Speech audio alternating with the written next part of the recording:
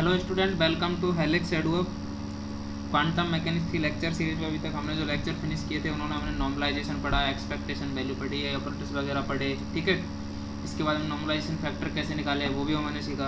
अब हमारा जो न्यू टॉपिक स्टार्ट करने जा रहे हैं वो हमारा है पार्टिकल इन बंडी बॉक्स, ठीक है, जो कि IIT जैम की पॉइंट ऑफ व्यू से बहुत ही ज़्यादा इंपॉर्टेंट टॉपिक है। तो सारे बच्चे इस पर कॉन्सेंट्रेट करके पढ़ना, मैं आपको इस पर कॉन्सेप्ट विद न्यूमेरिकल्स करवाऊँगा। ओके, तो हमारा टॉपिक है पार्टिकल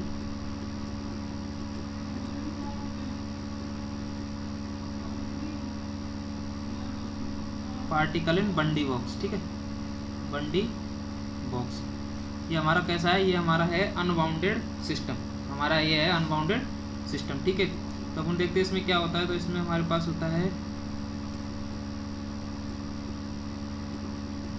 कि इनको अपन ऐसे एक्सटेंड कर देते हैं यहाँ से माइनस इनफाइनाइट, और इसको आगे एक्सटेंड कर देते हैं, इसको नाम दे देते हैं प्लस इनफाइनाइट, ठीक है। मतलब जो हमारी बाउंड्रीज है minus infinite two plus infinite, तो पार्टिकल के पाए जाने की प्रोबेबिलिटी इन्हीं बाउंड्रीज के अंदर होगी, ठीक है। तो हमारे ये x इक्वल्स टू 0 से x equals to a, particle हमारा x इक्वल्स टू 0 से x इक्वल्स टू a तक ही पाया जाएगा, ठीक है।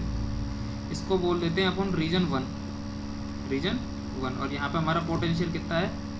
0 है, और बाकी हर जगह इनफाइनाइट है। यहाँ भी इनफाइनाइट पोटेंशियल होगा, यहाँ भी इनफाइनाइट पोटेंशियल होगा, ठीक है।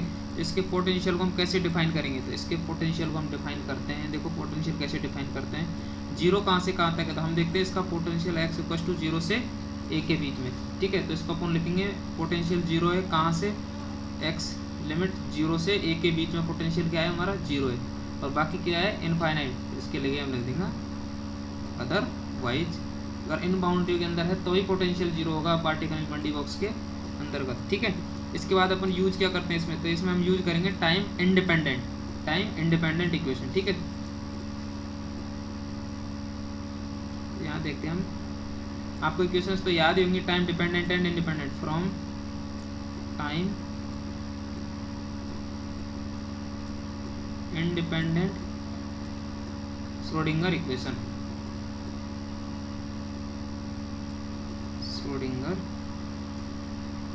ठीक है। ये हमारी होगी minus h cut square over 2m gradient square psi plus B of X into psi equals to E psi, okay. अब यहाँ पे हमें देखते हैं क्या कि हमारा अगर इस रीजन में देखते तो हमारा पोटेंशियल कितना हो जा रहा है? 0 हो जा रहा है, ठीक है। तो इसको अपन और भी मॉडिफाइड करना चाहते हैं कि हमारा हो जाएगा minus h cut square upon 2m gradient square psi plus B of x minus e का इधर ट्रांसफर किया इनटू जाई इक्वल्स टू 0, ठीक है। इसको इक्वेशन 1 दे देते हैं। इसके बाद देखते हैं नेक्स्ट पेज पे,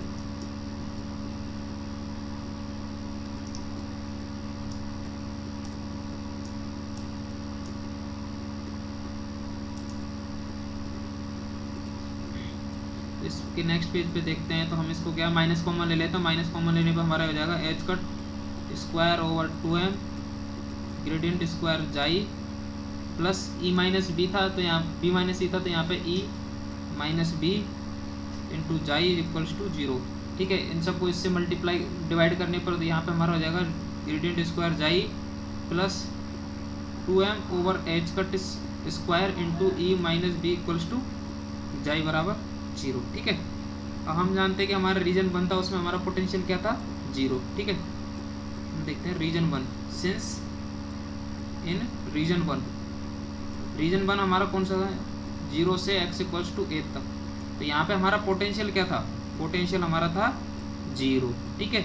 अगर हमारा यहाँ पे पोटेंशियल 0 था, अगर हम यहाँ पे पोटेंशियल की वैल्यू सपोज दैट 0 रख देते हैं, तो हमारी जो इक्वेशन मिलती है हमें वो gradient square psi plus 2m over H cut square into e minus 0 into psi equals to 0, ठीक है। तो ये हमारी इक्वेशन हो जाएगी gradient square psi plus 2m over H cut square into e equals to into psi equals to 0, ठीक है।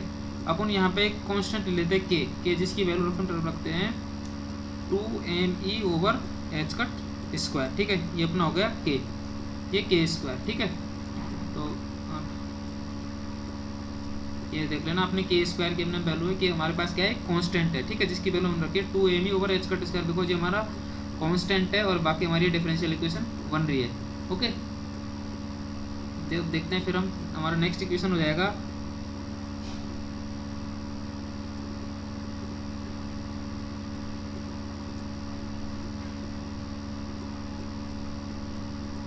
हमारा नेक्स्ट इक्वेशन हो जाएगा gradient square psi plus K square जाई इज इक्वल्स टू 0, ठीक है। तो ये हमारा हो गया एक डिफरेंशियल इक्वेशन, ठीक है, ये हमारी हो गई सेकेंड ऑर्डर डिफरेंशियल इक्वेशन। तो इसको अपन सॉल्व करते हैं सेकेंड ऑर्डर डिफरेंशियल इक्वेशन को, तो नेक्स्ट पेज पे करते हैं।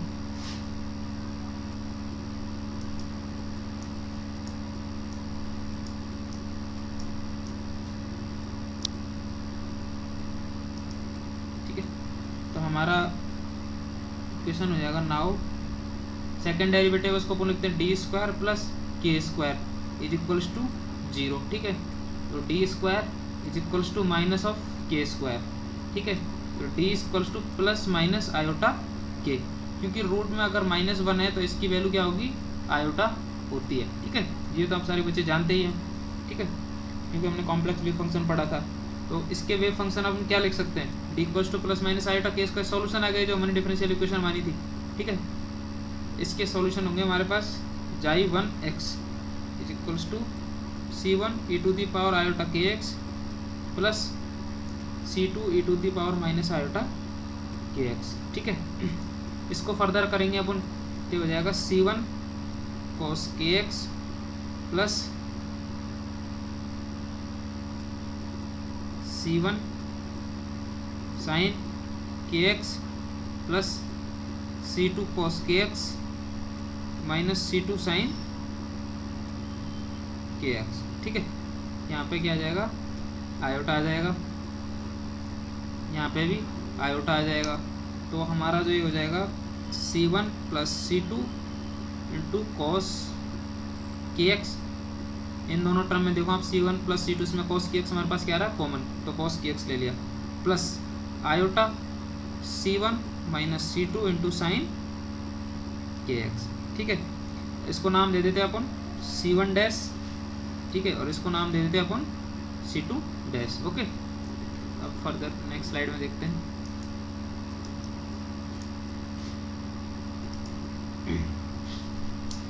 तो हमारा जो न्यू इक्वेशन हो गया नाउ जाई 1x equals to c1 plus c2 को हमने क्या माना था, c1 डैश cos के x plus c2 dash sine के एक्स, ओके। तो हम जानते हैं कि हमारा जाई x बराबर 0 पे कितना था वेव फंक्शन, 0, तो हम यहाँ पे रखेंगे तो हमारा 0 आ जाएगा, प्लस c1 डैश cos के x कितना है 0, तो 0 हो जाएगा, plus c2 dash sign 0, sign 0 की वैल्यू 0 हो जाएगी, cos 0 की वैल्यू 1 होती है, तो हमारा यहाँ पे c1 डैश की वैल्यू कितनी आ गई, 0, ठीक है। c1 डैश की वैल्यू 0 आ गई, ओके। c1 डैश की वैल्यू अगर 0 आ गई तो हमारे पास अब वेव फंक्शन क्या बचा है, तो वेव फंक्शन हमारे पास बचा है c2 डैश साइन के x, okay, c2 dash sine के एक्स। अब इसमें अपन कंडीशन नंबर 1 इसको अपन बोल सकते हैं कंडीशन 1, ठीक है, और ये हमारी क्या आ जाएगी यहाँ पे कंडीशन 2, कंडीशन 2 में हमारे क्या रखा है, हम जानते हैं कि जाई x equals to A, x equals to अगर हमारा a रखते हैं तो वहाँ पे भी हमारा वेव फंक्शन 0 आता है, ठीक है। तो ये हम रख देंगे 0 is equals to c2 dash sine K A, मतलब साइन के ए की वैल्यू कितनी आ गई, 0, ठीक है। तो यहाँ पे हमारा के कब 0 होगा, साइन एन पाई, साइन एन पाई की वैल्यू कितनी होती है, 0, तो साइन से साइन कैंसिल, या फिर इनवर्स ले लेते हैं, तो इनवर्स लेने पे हमारे पास यहाँ पे क्या बचेगा, यहाँ पे हमारे पास बचेगा के ए इक्वल्स टू एन पाई, ठीक है, के इक्वल्स टू एन पाई। और अगर इसको फर्दर लिखना चाहें तो यहाँ भी लिख सकते हैं k equals to n pi by a, ठीक है, k equals to n pi by a, ठीक है। इसको अपन नेक्स्ट स्लाइड पे देखते हैं।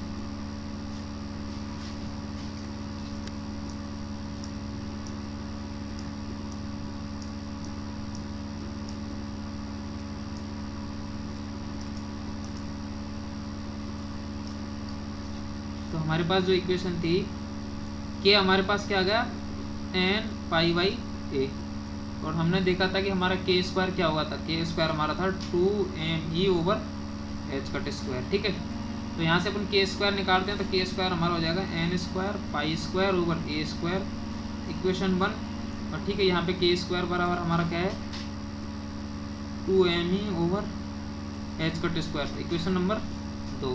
अब हम इक्वेशन 1 और 2 इन दोनों को इक्वल करते हैं तो ये हमारे पास आ जाएगा N square pi square A square is equals to 2m over H cut square. तो यहाँ से अपन एनर्जी ई इक्वल्स टू हमारे यहाँ पे क्या है एनर्जी, तो अपन एनर्जी की वैल्यू निकालते हैं ई एन। ठीक है, N square pi square H cut square cross multiply करने पर ओवर 2m इंटू ए स्क्वायर। ठीक है, ये हमारे क्या हो गई यहाँ पे, ये हमारे पास एनर्जी हो गई पार्टिकल इन बंडी बॉक्स। ठीक है, तो उसके लिए एनर्जी कैसे फाइंड करेंगे, E N equals to N square pi square H cut square upon 2m A square. N क्या है, एन हमारा नंबर ऑफ स्टेट है। ठीक है, तो यहाँ पे हमारी जो ग्राउंड स्टेट है, देखो यहाँ पे ग्राउंड स्टेट कितनी होगी E1 कितना है हमारा, एन इक्वल्स टू 1 रखने पर पाई square H cut square over 2m A square. ठीक है, तो यहाँ पे n बराबर 1 क्या होगा ग्राउंड स्टेट, ग्राउंड स्टेट। अगर 0 रख देंगे तो एनर्जी 0 हो जाएगी, दैट्स वाई हमारी ग्राउंड स्टेट है वो कितनी है, n इक्वल्स टू 0 पे हमें ओबिटेन होगी। ठीक है, तो ये हमारी ग्राउंड स्टेट एनर्जी आ गई। अगर E2 देखें तो अगर 2 रखेंगे तो इसमें आ जाएगा आपके पास 4 पाई square H cut square over 2m A square. n बराबर 2 अपना क्या है, ये अपना है फर्स्ट ES मतलब एक्साइटेड स्टेट। ठीक है, इसके बाद E2 रखो उसको, और इसके बाद E3 के बाद हमारा हो जाएगा 9 पाई square H cut square over 2m A square. ठीक है, तो E3 हमारा क्या हो गया, E3 हमारा हो गया सेकंड एक्साइटेड स्टेट। ठीक है, और ऐसे ऐसे डॉट हम n स्टेट तक जा सकते हैं। ठीक है, इसके बाद हमने जो इसका वेव फंक्शन पढ़ा था मैं आपको नेक्स्ट स्लाइड में बताता हूँ।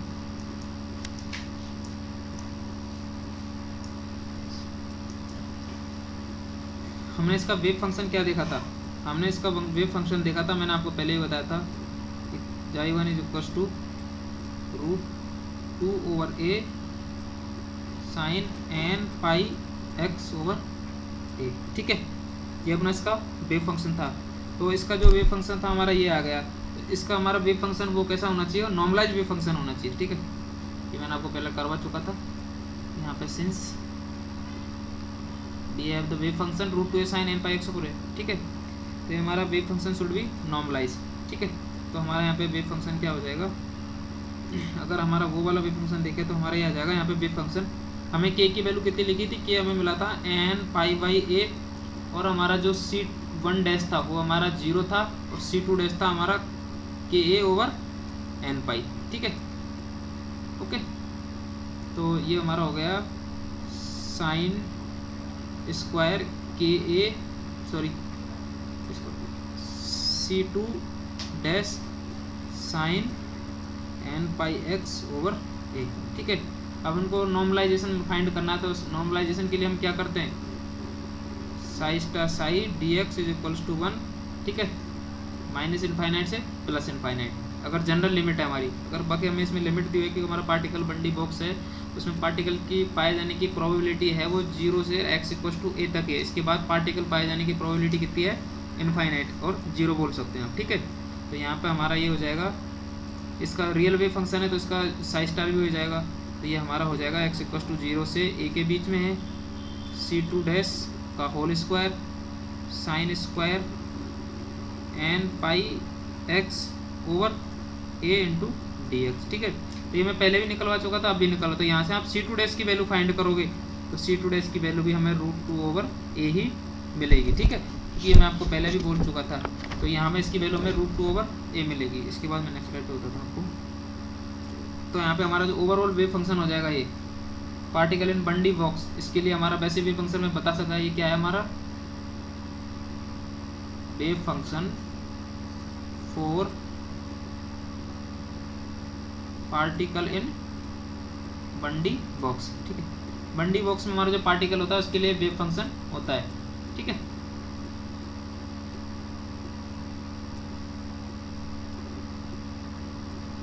तो सारे वो चीज़ को ध्यान रखना, अगर पार्टिकल इन बंडी बॉक्स बोल दे तो आपको वेव फंक्शन ये लिखना है, ठीक है। तो हमारा जाई यहाँ पे भी अगर इसको वैल्यू रखोगे C2 डैश की, तो ये हमारा पास आ जाएगा √2/a sine n pi x over a, ठीक है, जो कि इसके सिमिलर है, ठीक है। तो मैंने पहले भी बताया था, यहाँ भी बताया था। तो इसके बाद हम इसका ग्राफ ड्रॉ करते हैं और इसका एनर्जी स्टेट फाइंड करने की कोशिश करते हैं, ठीक है।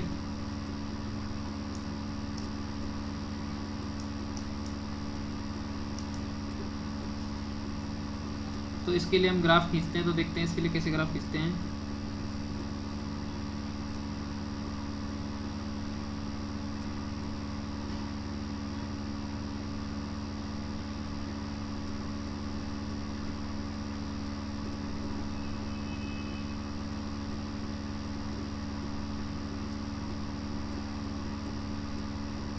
ठीक है, तो ये हमारा क्या हो जाएगा, n बराबर 1 के लिए, ठीक है, मतलब n बराबर 0 जिसका कोई मतलब ही नहीं है, n बराबर 1, n बराबर 2 और n बराबर 3, क्योंकि अगर हमारे पार्टिकल इन बंडी बॉक्स है तो हमें ग्राउंड स्टेट कहाँ पे मिलेगी, तो इसमें हमें ग्राउंड स्टेट मिलेगी n = 1 पर, क्योंकि अगर n बराबर 0 रख दे तो हमारे एनर्जी क्या हो जाएगी, 0 हो जाएगी, ठीक है।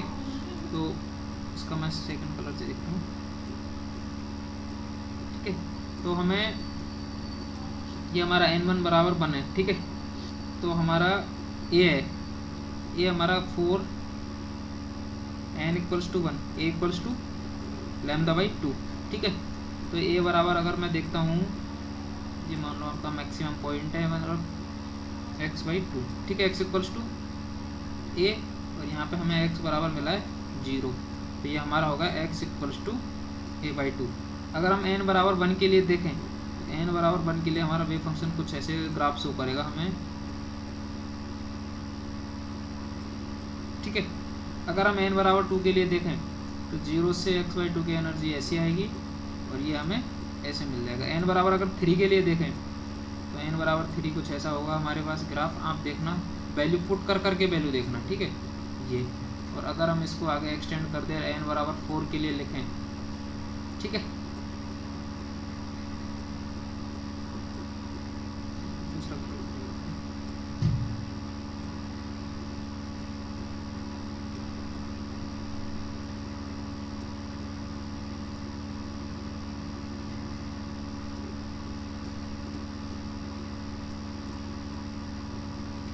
ये ऐसे ही है, कॉन्टिन्यूस ग्राफ है, कहीं आप इसको स्क्वायर वेव मत मान लेना, क्योंकि ऊपर मेरे पास स्पेस नहीं है, अदरवाइज ये डिसकंटिन्यूस वेव फंक्शन हो जाएगा। डिसकंटिन्यूस वेव फंक्शन है, दैट इज ये क्वांटम मैकेनिक्स में वैलिड वेव फंक्शन नहीं रहेगा, ठीक है। तो यहाँ पे हमें लैम्डा बराबर कितनी मिल रही है, यहाँ पे हमें लैम्डा बराबर फ्रीक्वेंसी मिल रही है a/2, ठीक है। यहाँ पे हमें लैम्डा बराबर a मिलेगा, लैम्डा बराबर 2a/3 मिल जाएगा, ठीक है। और इसके बाद यहाँ पे लैम्डा हमारा 2a मिल जाएगा, ओके। तो हमारे पास जाई1, जाई2, जाई3, ठीक है। तो हमारे पास n1 बराबर, इसके लिए जाई1 कितना हो जाएगा हमारे पास, तो मैं n बराबर 1 को दे देते हैं √2/a साइन n बराबर 1, तो πx/a। यहाँ पे देखेंगे तो जाई2 बराबर √2/a साइन 2πx/a।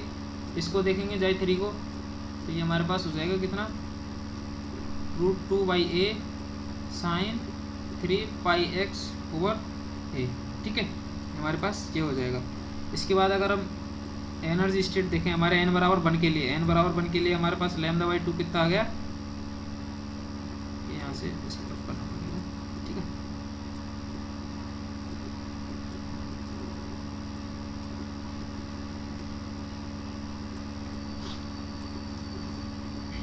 तो यहाँ से देखो आप n बराबर 1 के लिए, ठीक है, सारे बच्चे ध्यान से देखना, अगर आप n बराबर 1 के लिए देखते हो तो हमें n बराबर 1 के लिए, n बराबर 1 हमारा कहाँ है, ये रहा, और n बराबर 1 से a, मतलब हमारे पास इसकी फ्रीक्वेंसी लैम्डा हमें कितनी मिली, वेवलेंथ, मेरी वेवलेंथ यहाँ से मिली a, ठीक है, n बराबर 1 के लिए a। तो जबकि इसकी वेवलेंथ कितनी होती है, λ/2, λ/2 = a, क्योंकि अगर पूरा लैम्डा मिलता है, देखो पूरा लैम्डा कैसे मिलता है, तो यहाँ से यहाँ तक है, अगर ये एक सर्किल पूरा करता है, सपोज दैट ये, ठीक है, ये साइन या कोस होता है, ठीक है, जैसे हमारा यहाँ से निकला और यहाँ पे एंड हो गया, ठीक है, जैसे -π/2 से +π/2 है, जैसे -π/2 या +π/2, तो ये जो पूरी वेवलेंथ है -π/2 से +π/2 ये हमारी कितनी होती है लैम्डा, लेकिन हमें यहाँ पे कितना मिला है, सिर्फ एक ही पीक, एक बार ही पीक मिला है, ठीक है। तो λ/2 होगी, तो λ/2 हमारी कितनी होगी a, ठीक है, यहाँ पर, ठीक है। इसके बाद आप देख लेना कि पार्टिकल की पाए जाने की प्रोबेबिलिटी कहाँ कहाँ है। अगर n बराबर 1 तक देखें तो यहाँ से यहाँ तक 50% रहती है, ठीक है। और अगर n बराबर 2 के लिए देखें हमें, तो n बराबर 2 के लिए देखेंगे तो आपको x बराबर a/2 पे पार्टिकल के पाए जाने की प्रोबेबिलिटी कितनी है 0, जबकि 0 से a/2 तक मैक्सिमम है और a/2 से a तक भी मैक्सिमम है, ठीक है। यहाँ पे भी ये सब देख सकते हैं आप कि ये जिन पॉइंट्स पे ये अगर नीचे इसको टच कर रहा है, लाइन को इंटरसेक्ट कर रहा है, तो यहाँ पे पार्टिकल के पाए जाने की प्रोबेबिलिटी कितनी होगी, मिनिमम होगी, ठीक है। तो अब यहाँ पे 4n = 1, n = 1 के लिए λ/2 हमारा a आ गया, ठीक है। तो लैम्डा बराबर हमारा कितना आ गया 2a आ गया। लैम्डा बराबर हमारा क्या होता है, क्योंकि लैम्डा = h/p होता है, ठीक है। मैं आपको नेक्स्ट पेज पे बता देता हूँ। इस ग्राफ को सारे बच्चे खुद से बनाना, वैल्यू पुट कर करके बनाना, ठीक है, तब आपको और भी अच्छा समझ में आएगा।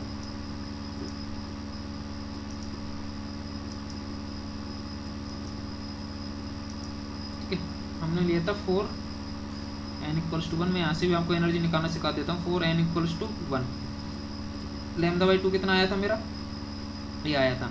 तो यहाँ पे दैट इज λ = 2 आ गया। और लैम्डा = क्या होता है h/p, ठीक है। और h कट होता है हमारा, क्या होता है h कट हमारा होता है h/2π, ठीक है। तो लैम्डा बराबर ये हो गया, तो हम 2a, तो ये हमारा हो गया 2a = h/p। p = क्या होता है, p = होता है √2me, ठीक है।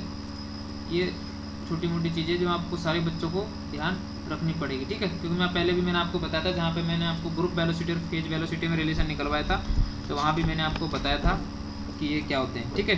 तो इसके बाद देखते हैं, ये हो गया। तो इसकी वैल्यू हम ये रख देते हैं 2a = h/√2me, ओके। तो यहाँ से स्क्वायर कर देते हैं, तो ये हो जाएगा 4a² = h/2me। तो यहाँ से e को वैल्यू देखते हैं, तो ये हमारा हो जाएगा h/8ma², ठीक है।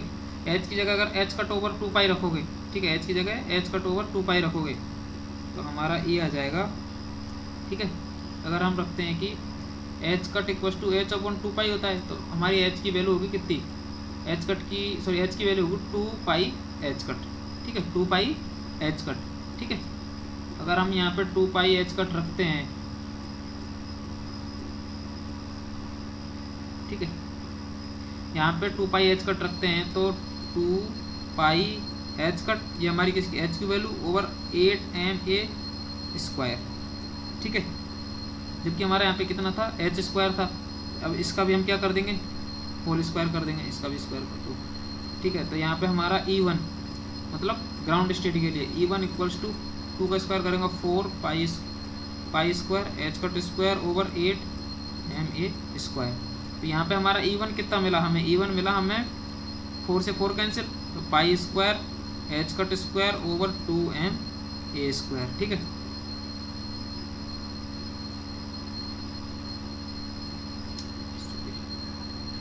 ठीक है, ये यहीं तक रहेगा, मैं आपको दूसरे पेज बता देता हूँ, ठीक है।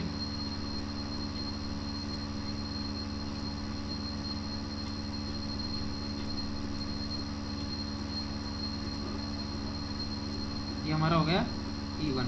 तो ये हमारा E1 कितना होगा, यहाँ से देखो काट देते हैं, तो मैं यहीं पे बता देता हूँ, π² h cut square over 2ma², ठीक है। ये हमारा यहाँ पे कितना हो गया E1 आ गया। और जो हम हमारा वेव फंक्शन का जो एनर्जी का फॉर्मूला था पार्टिकल इन बंडी बॉक्स के लिए, उसके लिए आप देखते हैं कि हमारा फॉर्मूला था, वहाँ पे हमारा फॉर्मूला था En = n² π² h cut square over 2ma²। अब n बराबर क्या रखते हैं 1, तो ये E1 = n बराबर यहाँ पे 1 रखोगे, तो ये हो जाएगा π² h cut square over 2ma²।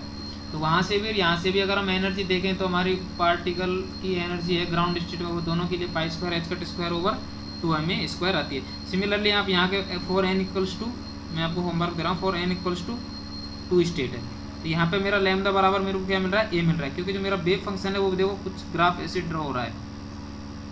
ठीक है, तो एक कंप्लीट चक्र बनाना था। इस कंप्लीट चक्र में दैट इज -π/2 से +π/2 इसमें देखोगे तो इसकी हमें वेवलेंथ कितनी मिलती है, लैम्डा, और लैम्डा बराबर ए रखोगे, फिर इसमें लैम्डा बराबर h/p, एच की वैल्यू रखोगे, एच कट की वैल्यू रखोगे h/2π, ठीक है, पी की वैल्यू रखोगे √2m, तो यहाँ पे भी आपको एनर्जी स्टेट मिलेगी। ठीक है, तो यहाँ पे अगर दोनों तरीके से कैलकुलेट एनर्जी करोगे तो यहाँ मिल जाएगी 4π(h²)² ठीक है। सिमिलरली आप n बराबर 3 के लिए, ठीक है, ये तो n बराबर 2 के लिए हो गया, अब 4n=3 के लिए हो जाएगा, तो लैम्डा बराबर मेरा हो जाएगा 2a/3। तो यहाँ भी आप एनर्जी कैलकुलेट करना, ठीक है।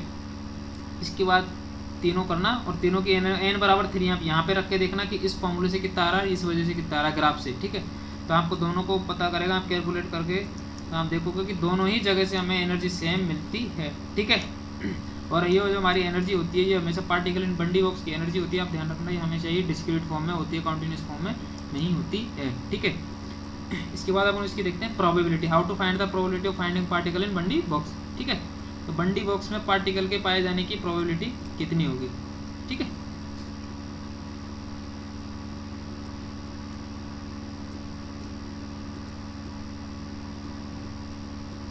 यहाँ पे देखते हैं हम, इसके बाद अपन देखते हैं प्रोबेबिलिटी।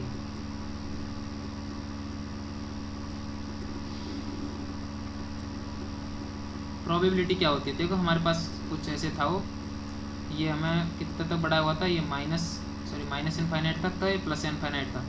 ठीक है, x बराबर 0 और x बराबर a तक था, तो हमारे यहाँ पे पोटेंशियल कितना था, इस रीजन में पोटेंशियल हमारे 0 था। ठीक है, बाकी मैंने पोटेंशियल आपको डिफाइन करना बता ही दिया था। तो हम वेव फंक्शन देखते हैं कि इसका हमारा वेव फंक्शन क्या था। तो हमारे पास है प्रोबेबिलिटी के लिए वेव फंक्शन था क्या, √2/a sin n πx/a। और प्रोबेबिलिटी के लिए मैंने आपको बताया था, प्रोबेबिलिटी के लिए हम क्या करते हैं, p = साई भी कर सकते हैं, अगर हमारे पास क्या है x = कोई कांस्टेंट है, अगर हमारे पास वेरिएबल है साई = dx भी कर सकते हैं, जब क्या है हमारे पास कोई x से लिमिट की है x + dx। ठीक है, अगर हमारे पास कांस्टेंट लिमिट आ गई, कांस्टेंट लिमिट, तो हम साई करके भी वैल्यू प्रोबेबिलिटी फाइंड कर सकते हैं। अगर हमारे पास x2 + एक मतलब फिक्स इंटरवल आ गया, x2 x + dx आ गया, तो भी हम ऐसे कर सकते हैं। ठीक है, लेकिन अगर हमारे पास एक कंटिन्यूस फॉर्म में आ गए तो हम प्रोबेबिलिटी फाइंड करेंगे लिमिट -इनफाइनाइट से +इनफाइनाइट। ठीक है, एक जनरल फॉर्मूला हो गया साई dx। ठीक है, ये हमारे पास क्या आ गया, प्रोबेबिलिटी की एक फॉर्म आ गई, तो हम ऐसे करके इसकी प्रोबेबिलिटी फाइंड कर सकते हैं। तो हमारे यहाँ पे इसकी प्रोबेबिलिटी मिलेगी हमें,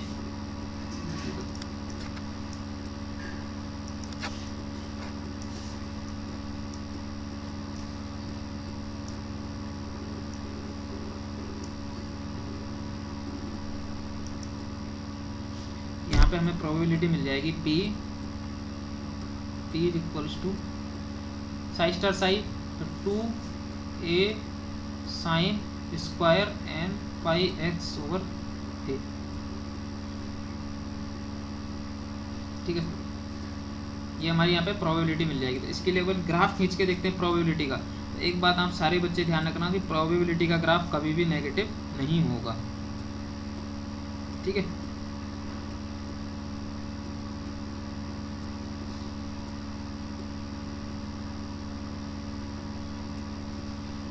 यहाँ पे हमारा क्या हो जाएगा, x बराबर 0 और यहाँ पे हमारा x = a हो जाएगा। ठीक है, तो एक तो यहाँ खींच, ये सारे यहाँ इक्वल डिस्टेंस खींचना। ठीक है,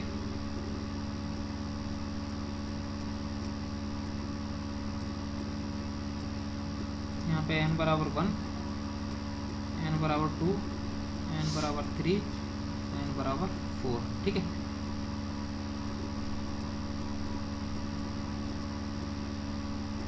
इसके बाद आप देखते हो कि n बराबर 1, तो n बराबर यहाँ पे 1 रखते हैं तो हमारी प्रोबेबिलिटी आती है कितनी, n बराबर 1 पे मेरी प्रोबेबिलिटी आ जाएगी p = 2/a sin square πx/a। ठीक है, अगर मैं x बराबर a रख देता हूँ तो यहाँ पे मेरी प्रोबेबिलिटी कितनी आ जाएगी, 0। ठीक है, और अगर मैं यहाँ पे a/2 रख देता तो π/2, तो sin π/2 कितना होता है, 1, जो कि हमारा क्या होता है, मैक्सिमम। दैट्स वाई हमारी अगर n बराबर 0 है तो n बराबर 1 है तो हमें इसकी प्रोबेबिलिटी कितने पे मैक्सिमम मिलेगी, ये, ठीक है। तो ये हमारा कितना हो जाएगा, x इक्वल्स टू a/2 पे हमें प्रोबेबिलिटी मैक्सिमम मिलेगी, ठीक है। सिमिलरली n बराबर 2 रखते हैं तो इसके लिए प्रोबेबिलिटी हमारे पास कितनी हो जाएगी, 2/a साइन स्क्वायर 2πx/a, ठीक है।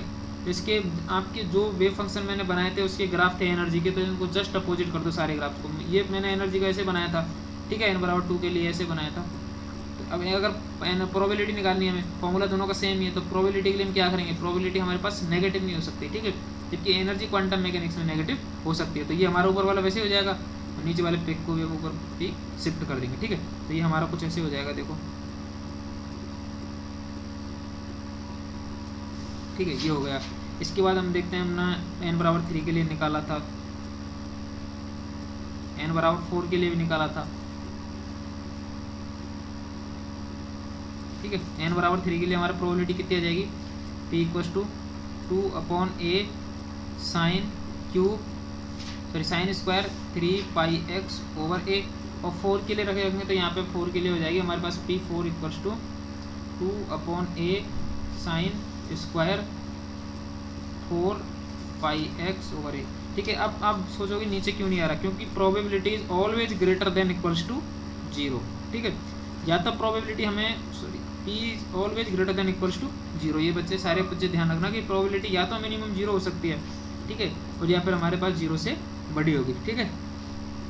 तो इसके लिए मैं 3 फॉर्मूले और निकाल देता हूँ आपकी प्रोबेबिलिटी के लिए।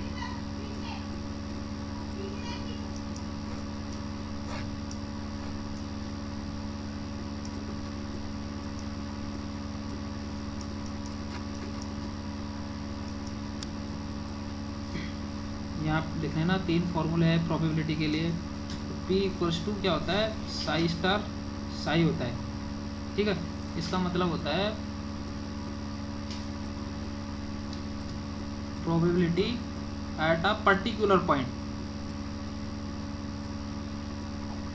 जैसे हमें पूछ ले कि x बराबर 4 पे, 6 पे, 3 पे, इन पे अगर हमें प्रोबेबिलिटी पूछनी है तो हमारे पास ये हो जाएगा। इसके पास हमारा दूसरा फॉर्मूला हो जाएगा p is equals to x1 से x2 Sai star Sai into dx, probability in the range, probability in the range, ठीक है, ये अपना रेंज में हो जाएगी। इसके बाद हमारे पास प्रोबेबिलिटी हो जाएगी p equals to psi star psi dx, ठीक है, ये हमारी हो जाएगी पर्टिकुलर पॉइंट पे।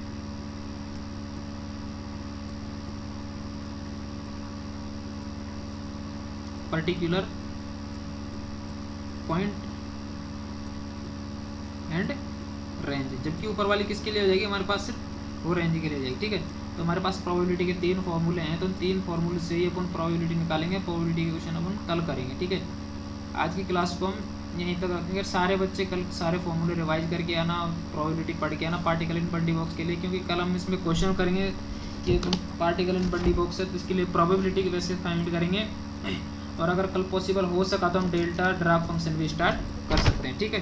तो आज की क्लास को यहीं तक फिनिश करते हैं, और सारे बच्चे इस क्लास को पढ़ के आना, अपने दोस्तों के साथ ज़्यादा से ज़्यादा शेयर करना। बाकी अगर आपको टेलीग्राम चैनल में ज्वाइन करते तो हमारे PDF प्लस असाइनमेंट वगैरह वहाँ पे आपको मिल जाएंगे, ठीक है।